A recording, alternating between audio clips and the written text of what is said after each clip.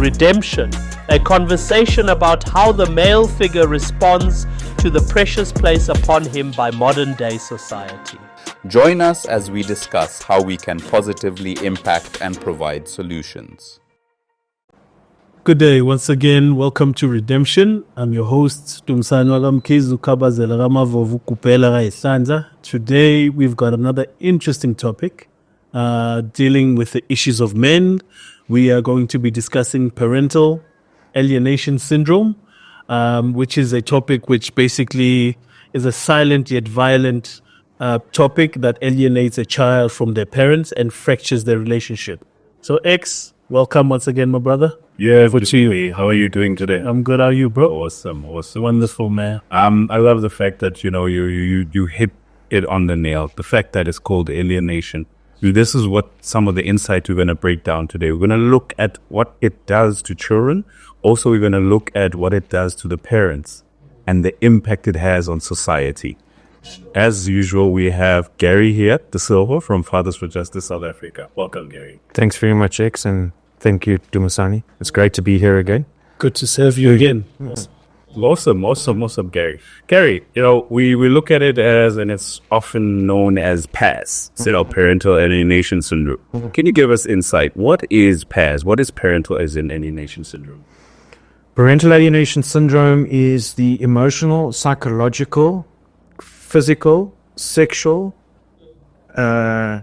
intimidation, coercion, blackmail, and abuse of a child to coerce them into destroying a relationship between the alienator and the other parent, where that relationship between the alienated parent and the child was once a very caring, loving relationship. So that in essence what parental alienation syndrome is. Way back out many moons ago when I started out, it was originally known as malicious divorced mother syndrome. It's also referred to as malicious parent syndrome as well. Okay, and that in essence is what it is. It's the absolute destruction through what the term that we use as flying monkeys that are employed by the alienator to destroy that relationship between the child, where there is no just grounds for that destruction of that relationship in the first instance. Your experience as Fathers for Justice South Africa, what have you seen are the effects mentally and emotionally? Children, they regress from their developmental milestones or stages in their life. They become violent, they become retracted or withdrawn into themselves. They could start bedwetting again. One of the immediate results of is a decline in their school marks and their conduct in school. They're engaging, how they engage in school. It goes from here was a normal, happy, jolly child to one being violent, disruptive, or withdrawing. But one of the immediate signs of this happening is the decline in that child's school marks. Yeah. It's not to say that it doesn't happen in a normal separation or divorce situation, but it's pronounced. It's a more severe reaction. Okay, and I mean, you're also destroying a primary caregiver, the relationship between a child and the primary caregiver. You're giving them a very distorted view on interpersonal relationships, okay? Because bearing in mind that these two people were originally your primary caregivers, and they, so now one is vilified and ostracized through what we term the flying monkeys, which is the lawyers, the advocates, family members. If you are the alienated parent, it's amazing how many of your own family get involved in assisting the abuser, the alienator, in destroying that relationship with the children. And it goes back to the previous conversation or the previous episode that we had, where we said one of the things that could reduce parental alienation is reducing the amount of time between date of separation and signing off a parenting plan, contact, care, guardianship, and maintenance parenting plan, because this is not something that happens overnight. Yeah. The one thing that I would just want to caution parents out there, there's a distinct difference between denial of contact and parental alienation. Denial of contact is, I just won't let you see the kid, or I move to another town, but I'm not influencing or saying anything to the child. Yeah. Okay, I'm not brainwashing them, I'm not intimidating them, I'm not abusing them in any manner. Having said that, denial of contact, irrespective of if there is any violence, abuse or not present, it is still child abuse. Yeah. Okay? And I don't care what the lawyers and the psychologists have to say about that. Yeah. You know, one parent does not have more rights than the other parent. There's not some unilateral universal law that says if I own the child, then I'm a good parent. No, you're not. Okay? And there's a distinct difference between denial of contact, where there's no form of intimidation or violence or anything like that, and parental alienation. And parental alienation is on a scale. So you have, so there's the starting, so it's the, where there should be daily telephone calls, suddenly those are blocked. Then, where you should be seeing the child every alternative day or every alternative weekend, and now all of a sudden little Johnny or little Tabu are going off to cricket, soccer, ballet, jiu-jitsu, rugby, soccer, and then they've got 15 birthday parties on the day that you're supposed to attend. Yeah, all of a sudden, Kamstag, that is the starting of it. And then, Tabu, you remember when your daddy did that, and you remember how he beat you and me, and so it's like planting seeds of doubt in the child, right through to complete alienation, where the likelihood of success of doing reunification therapy between that child and that father, or mother for that matter, is highly unlikely, because the abuse is so ingrained and deep, and it's over a prolonged period of time. It's almost as if you went into a prison or a concentration camp or anything like that. Is that it's the years of the build-up of the continuous abuse of that child, where every action is done by the alienated parent. It's always turned on its head as to how bad it was for you, and when we started, I said to you, it was originally known as malicious divorced mother syndrome. 50 research that we did as Fathers for Justice, 50% of fathers in South Africa describe themselves as completely alienated from their children. An additional 24% of fathers describe themselves as partially alienated from their children. Okay, so the point I'm making around this is that the reason that we are not addressing this is because the vast majority of the perpetrators, sadly, are mothers. Okay? Yeah. We also have problems with it being that parental alienation being identified as a form of abuse in the DMS-5, which is the world's medical document of every disease and ailment and psychological issue in the world. It was originally going to be registered, and then Reem Aslam, who is a violent feminist, stopped it from being, had it taken out, and they want to stop the recognition of parental alienation, because what they're saying is that men are accusing, or fathers are accusing mothers of parental alienation as a form of violence against women and children, which couldn't be further from the truth. Okay? And we personally, as part of the international community, We wrote along with other, recognized professors and psychologists, world-renowned psychologists, Yeah. wrote to the United Nations, to the World Health Organization, saying to them that this is a pile of excrement and you need to change it. And we found out that this violent feminist Reem Aslam was her tenure, her contract was coming to an end. And we wrote to the World Health Organization saying that she should not be hired because she is directly responsible for the continuation of abuse of children, because in the main, it is women that perpetrated. We are saying we don't care who the perpetrator is. Let us address the issue. Let us handle the perpetrator. Yeah. Okay? Similarly, we, as Fathers for Justice, in our response to the Department of Social Development in their request for comment on the Children's Act in 2019, where I presented to Parliament and I presented to the Portfolio Committee, and we also did representations around the country. Yeah. We said that parental alienation must be criminalized, and the alienator, along with his or her legal, psychological, and social welfare team, must be charged with child abuse.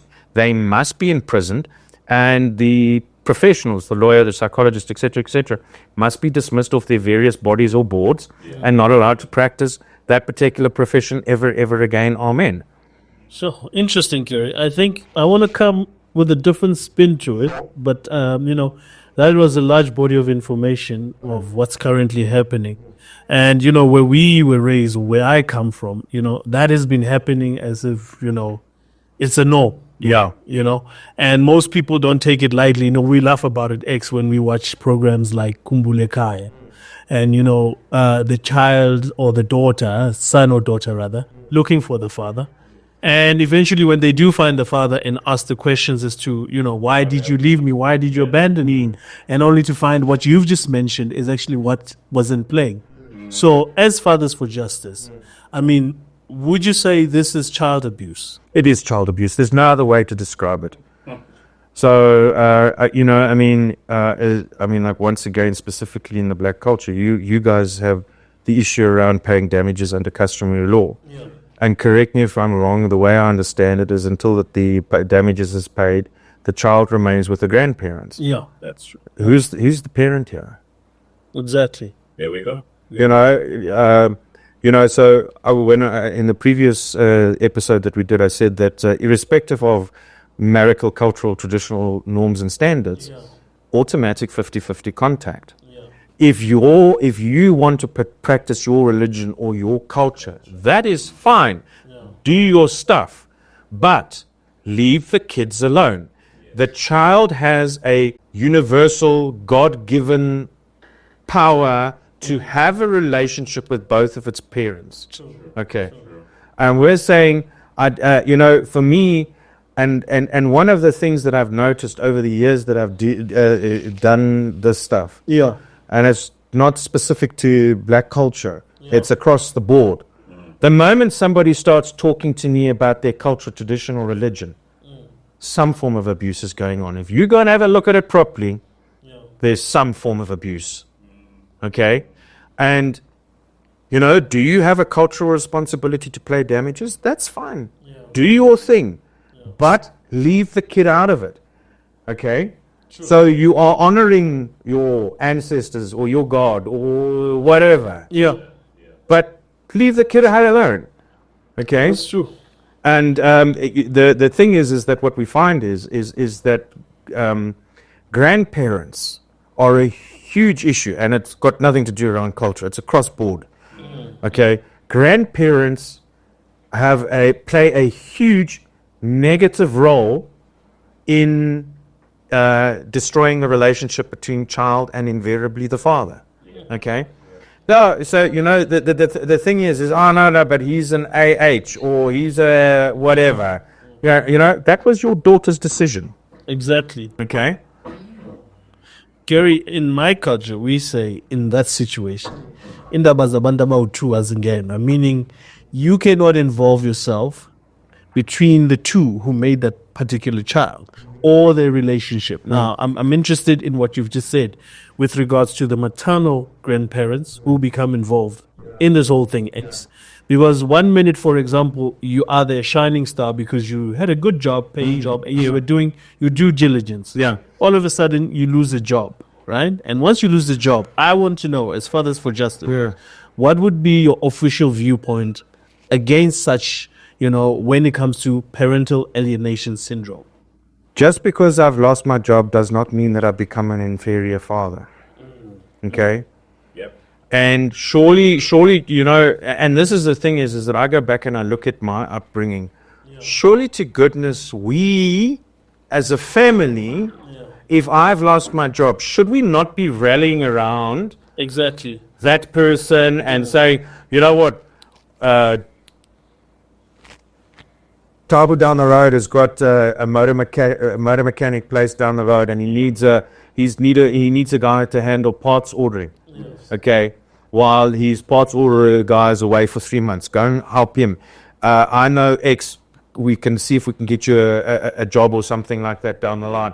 Okay, surely we should say, let me not take this guy and flag him under the bus. And please understand this is not a cultural thing. This is across the board. It's a universal thing. Daddy loses his job and daddy gets chucked under the bus. Look at this bad father. Exactly. And I'm saying that's not, when I go back and I look at this sort of like through rose-tinted glasses of how I envisaged the adult world, there's a completely different world, the way we dispose of men in our society. Okay? We, while the hay is being made and the sunshine is out, men are the most fantastic things out there. The moment that we have a little storm, no, you're a pile of excrement, you're a pile of garbage, let me flush you down the toilet. And it's got nothing to do with culture or race or whatever. It's across the board. I see it all. I see it, it's not a matter of race or culture. It's just me talking to a dad. It's race or culture has nothing to do with it. The way we have turned men into a disposable throwaway item. When he serves a purpose, he's great, he's fantastic, he's amazing. The moment he doesn't serve a purpose, dustbin. Once I listen to, from a society point of view, there's a very, very prominent and powerful therapist out there by the name of Jan de Wenzel who speaks to mothers around how to raise sons. Now, one point she makes is that how does a woman teach a boy child to be a man with no exposure to a father?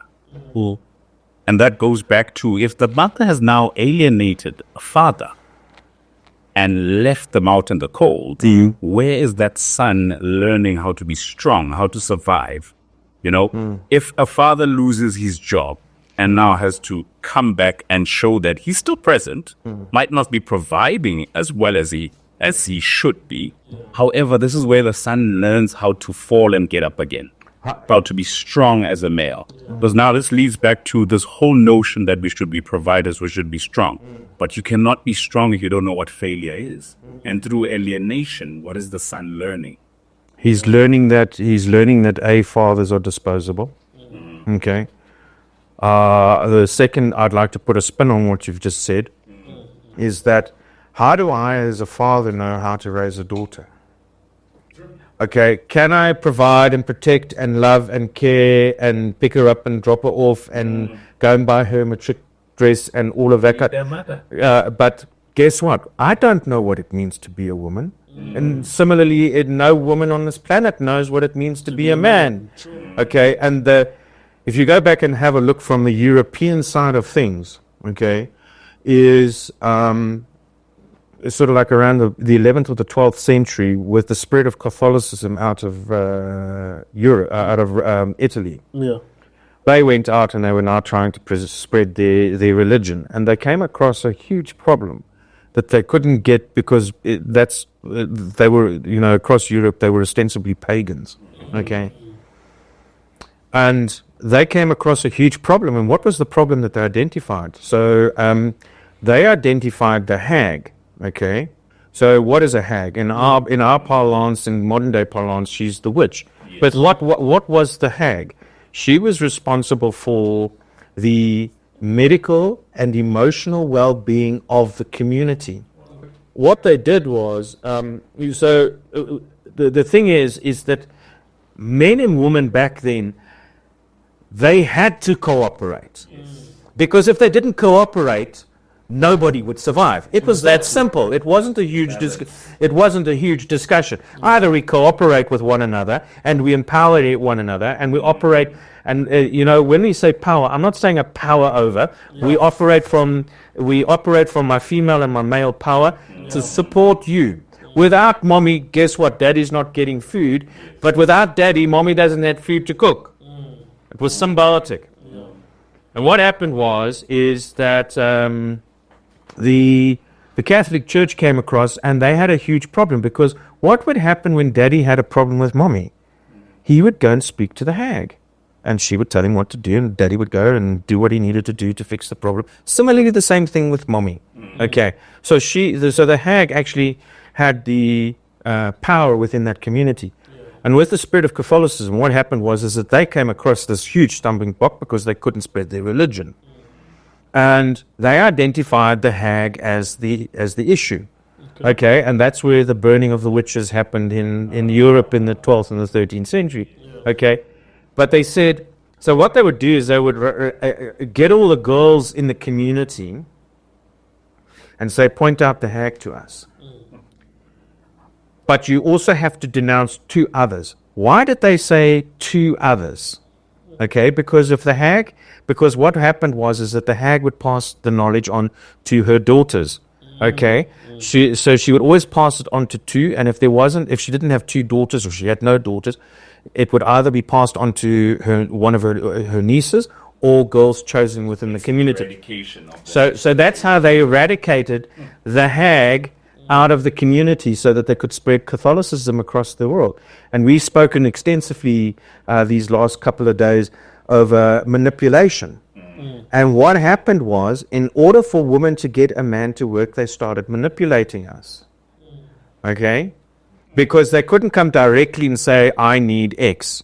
So they started using manipulation tactics. That's why manipulation is such a huge issue.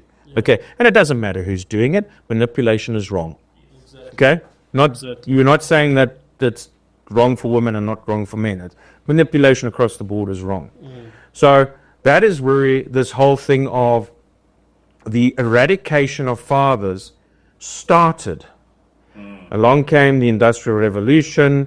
South Africa. South Africa was a prime example. We had the Europeans coming out here and spreading European ideals and religions across here.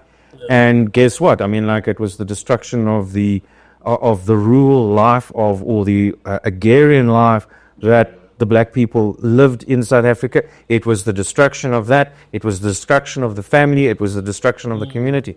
So one has got to consistently ask, why is the family such a target? Okay. Exactly. And and why are families always being targeted? And along came feminism in the 50s and 60s. Yes. Yeah. And to be honest, if you have a look at it, in the 50s and 60s, did we have to create equality? Yes, we did. Yes. But the problem is, with feminism back then, you only liberated half of the population. You forgot about men. Okay, but then you've got people with their nefarious ideas that came along with third wave feminism that has nothing to do with feminism. It is about the eradication of men out of society. That is the third wave feminist ideology. They want men eradicated out of society.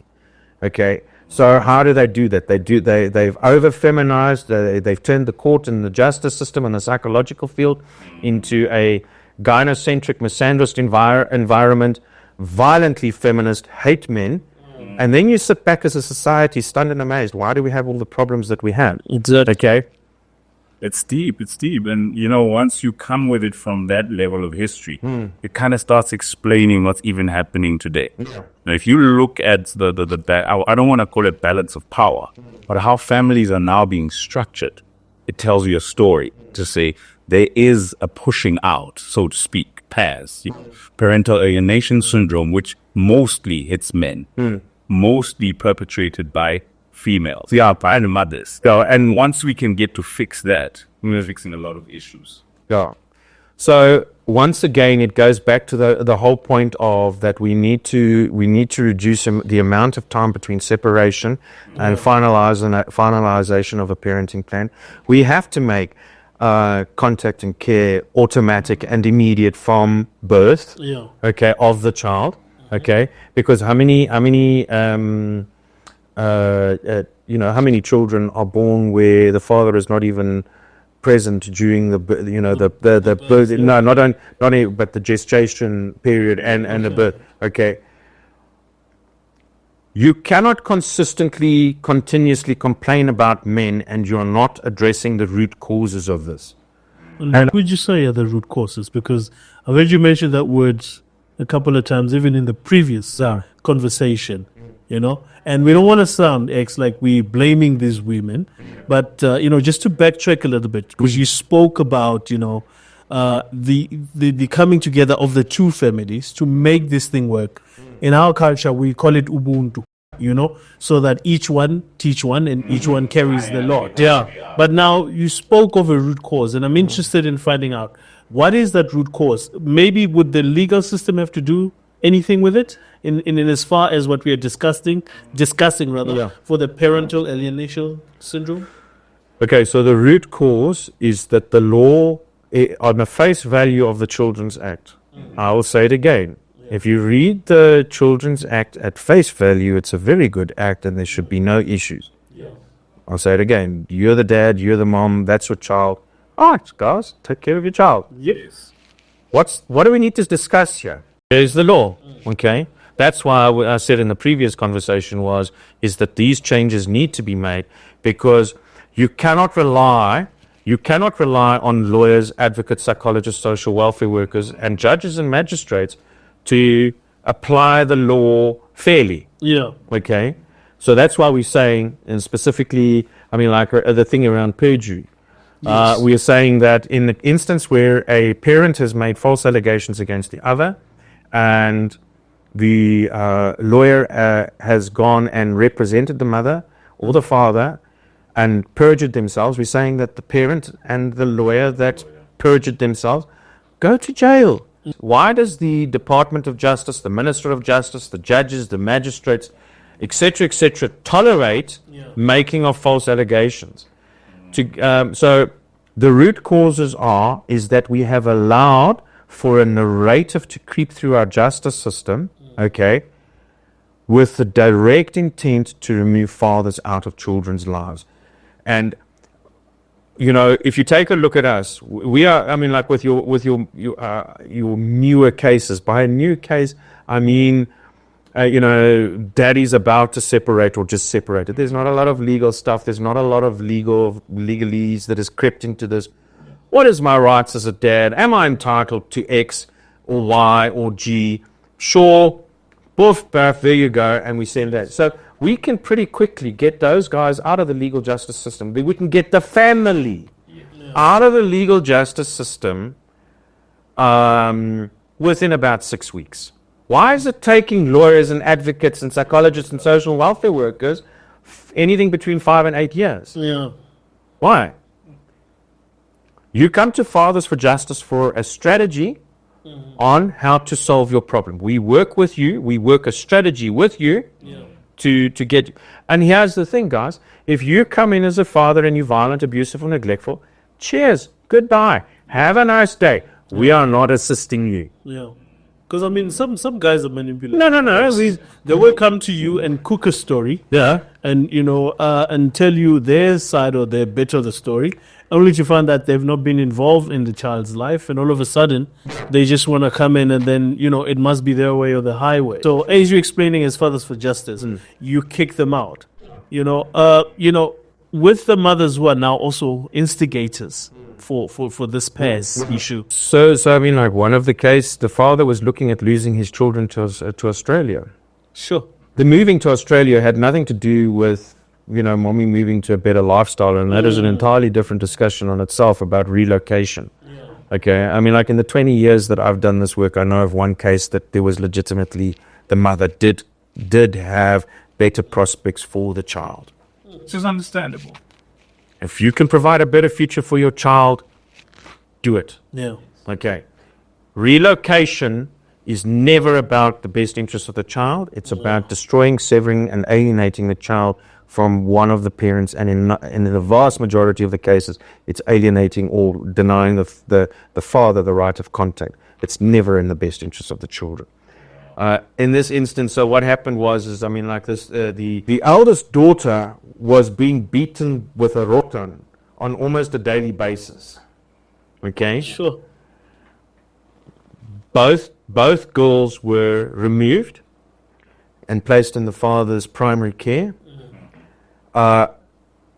The eldest daughter made it very clear to the judge that she didn't want to see her mother again. Who was beating her? But It was the mother and the maternal grandfather and grandmother. Oh, goodness. Okay. Sure. So the eldest daughter made it known that she didn't want to have anything to do with them. Because the eldest daughter actually stood between the adults and her sibling. She didn't, and this is something that I find completely bizarre, and I'll explain it to you now. She could now flow between mother and father. Okay. And there was also an order given that if the mother and or the grandparents so much as looked at the kids wrong, there was an automatic arrest warrant. Wow. Okay. And to point out that thing about the levels and degree of abuse in families. One of the things, and I don't know, fascinating is not the correct word, but I find it blows my mind, is that invariably one of the siblings, invariably the eldest sibling, will stand between the parents and their other children. And they will come down and sit and tell you the most horrific stories that you've ever heard in your life before. The other siblings, we knew that my mom and dad used to do X and Y, or my dad or my mommy used to do X and Y. Yeah.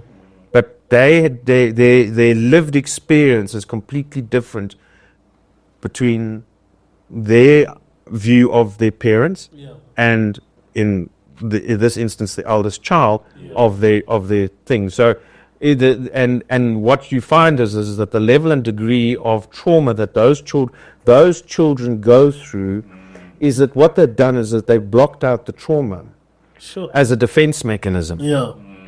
The case that we're now dealing with recently, we're still investigating. This is still in the investigation stage.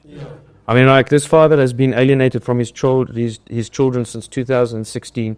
10 million rand later, 7 lawyers, 3 long wheelbase bakkie loads of documents were delivered to our offices in Cape Town. There's no resolution, because now we've got to read through the documentation and now start monkeys. either try and unravel these 7,000 scrambled eggs and try and put it all back together again. Thank you very much, Humpty Dumpty. The other case was that the father was being denied right of contact. In this instance, he'd spent 5 million rand. He'd had 10 lawyers involved in his case. He was being denied right of contact with the children. We went in 2 weeks later. The kids were removed and placed in the father's temporary primary care, pending the outcome of an investigation. 2 months later, we went back. Sole primary care was given to the father. The eldest child could decide when they visited the mother. Okay? And in this instance, the judge asked the eldest child, is there anything that you want to say to your mother? And they turned around and said, when can we come and pick up the dogs? Wow. That's how bad the abuse was. So... And that's just some of the cases that we've dealt with. But the thing is that our issue is and this goes back to what we've done as Fathers for Justice. I mean, like, we have done these presentations to the Department of Social Development. I have spoken to the Law Reform Commission. I've spoken to the Centre for Gender Equality. We have done representation to the public prosecutor. We have done. We've requested assistance from the public protector, who refused it. We have. Oh God, who else haven't I spoken to? The Law Society of South Africa, which was a complete waste of time because that's just a collusive den of thieves. It sounds deep for you as Fathers for Justice. Yeah, I mean, like, it's, if there's somebody that I needed to speak to, we've spoken to them. And the thing is that the point that I'm making is that with the Department of Social Development, we did all those presentations. Okay, so now obviously there was a swap over last year because of the new ministers that were sworn in after the elections last year. The new. Let me not get into that. Anyway, what was I going to say to you? I mean, like, I sent a letter to Minister Bridget Masongo, who has been reappointed as the portfolio commissioner, as the portfolio chair for the Department of Social Development. I said, "How's it? Congratulations. Please let me know when we can talk to you." Bearing in mind that I've already said probably 100 times to the Department of Social Development, please get us involved. Please can we sit down with you? Please can we resolve this as adults? I have a video, and I can send it to you guys. I've got a video where I say to them, to the minister, I say to him, please get us involved. We are here to help you. We want to sort this out. We're not saying that all fathers are perfect out there. Sure. That is just dumb. But are there problems? Yes, there are. Let us as adults sort it out. Quiet. I mean, like, it's very disturbing that I've written requests for meetings with the new Minister of the Department of Social Development and the Deputy Minister Hendricks for the Department of Social Development. Now, bearing in mind, Minister Hendricks put out a private bill around maintenance, which we responded to, which I'm still waiting for him to respond to. So forget about what's happened now since last year. What was it? April. Whatever the elections were. Okay? And now, we've written to the minister, the new minister and Minister Hendricks, saying, please can we sit down to you? How do we solve this problem? They haven't even bothered to acknowledge the receipt of our emails. Can understand your frustration, Gary. So my point of view is, on this matter, fathers are simply not the problem any longer. We have been saying, guys, we acknowledge there are problems. We are not blind to the fact. Okay? We are not blind to the fact. There are problems, there are issues. What do we need to do as a society to fix these problems? Radio silence. So I mean, like, there was all this nonsense about the maintenance and how they're targeting fathers. I have written to the advocate and the gentleman from the public prosecutor and the public protector's office. That was last week. I'm not holding my breath on that. We have requested a commission of inquiry so that we can sit down. What is the objectives of this inquiry? The objective is to resolve the issue of around contact care, guardianship and maintenance of children in South Africa. How do we strengthen the law? How do we streamline the process? How do we get it streamlined to such a point that parental alienation becomes the exception? The problem at the moment is like virtually every second case that I'm dealing with, some degree of contact denial and or the beginning part of parental alienation is already present. But yet you want to point the fingers at fathers and say, all fathers bad, all mothers good, and mothers can do no wrong, and it's all the father's fault. And I'm like saying, nah, it doesn't work like that. Life doesn't work like that. Exactly. Okay? Are there issues? Yes, there are. Let us address those issues. Parental alienation must be criminalized. And the alienator, along with his or her lawyer, advocate, psychologist, social welfare worker, please go to jail. Should we be making mediation or alternative dispute resolution mandatory and automatic? Absolutely. That is the quickest way to resolve this. Because the problem is that you have is that the timeline between separation and parental alienation. The reason that it happens is that you've got too many flying monkeys, lawyers, advocates, psychologists, social welfare workers, mommy's drinking buddies, mommy's family, your family, believe it or not, involved in the case, and supporting mommy in the abuse of children, of her children, telling her what a wonderful, amazing parent she is when she's abusing her children. And we were saying, you've got to reduce the amount of time between separation and finalization of a parenting plan. 90 days. And you know, the first thing I'm going to hear, 90 days is too short. Elon Musk comes out and he says to you, you have a choice in life. You can either take 3 weeks to clean your room or you can take 3 hours.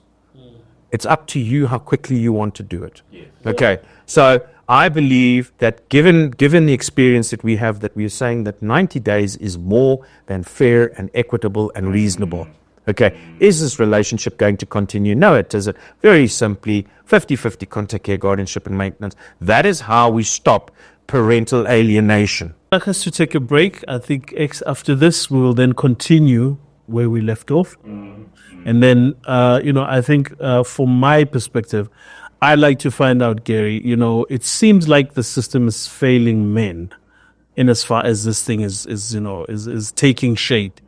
And as you mentioned, once again, we are being blamed, and whereby, the law itself is not on our end. And now I can understand the frustration that men go through. Maybe when we come back, Gary, I'd like you to, give us an insight of what have most of your I don't know, for lack of a better word, the men that you've assisted, what frustrations have they come across, during this process and during what, these women are inflicting upon them using their children? Yeah. Okay. All right. Most definitely. You've covered so much around Spaz issue. And, we look at alienation as something that is a foreign term that may not be something within a family space. But when you really think about it, it contributes psychologically to a lot of how young men are growing up. Exactly. And then in turn, when you think about it, this is the kind of father you will become. This is the kind of men you will become in your own. And we are not linking it to the childhood trauma being implemented in an early age. And when we ask ourselves, as older men, what has gone wrong?